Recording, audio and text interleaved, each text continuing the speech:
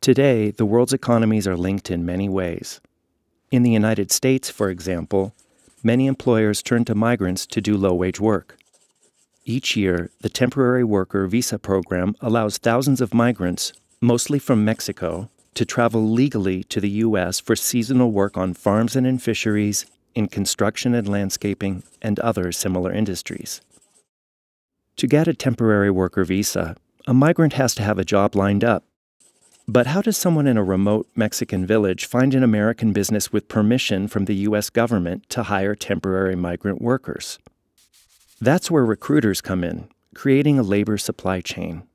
In theory, recruiters provide a service to migrants and employers, bringing them together so both benefit.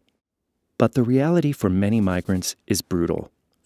Recruiters, acting on behalf of employers, frequently take advantage of workers, lying about harsh job and living conditions while demanding bribes in exchange for precious visas.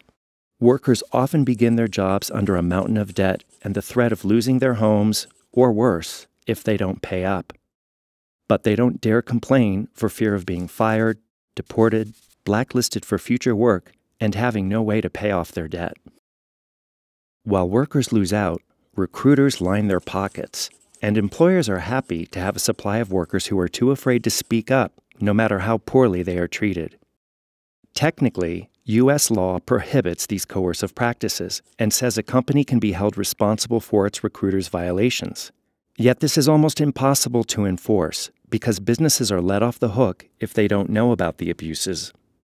That creates an incentive to look the other way. And it's not just employers. Brand name and big box stores also profit from recruiter abuse. They pay less for products when their suppliers use temporary migrant workers who are afraid to stand up for fair treatment and pay. And while retailers increasingly are adopting codes of conduct that require fair treatment of workers and ban abuses by suppliers, they rarely know the full truth about what's happening in fields and factories. But what can be done? That's where Radar comes in. Radar is a first-of-its-kind tool that uses existing technology in a new way to put a stop to recruitment abuse in labor supply chains. It begins when migrants who experience abusive recruitment are able to report it confidentially to organizations they trust without fear of retribution. This information is added to the database, which traces the connections up the supply chain to employers and the brands they supply. Then, the project notifies the relevant employers and brands and suggests ethical and legal recruitment alternatives. It's all pretty straightforward, but the impact is huge.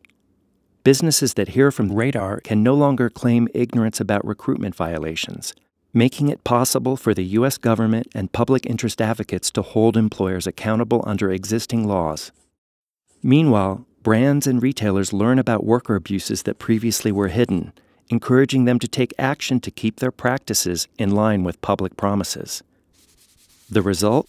A powerful incentive for ethical recruitment from the top down. Radar is designed to motivate employers and make it as easy as possible for them to comply with the law, revealing abuses and simultaneously offering solutions. Best of all, the technology is low cost and easy to expand and sustain wherever recruitment abuse exists. It's a small investment that can help end one of the most widespread injustices in the U.S. temporary migrant worker program, and eventually in others like it around the world.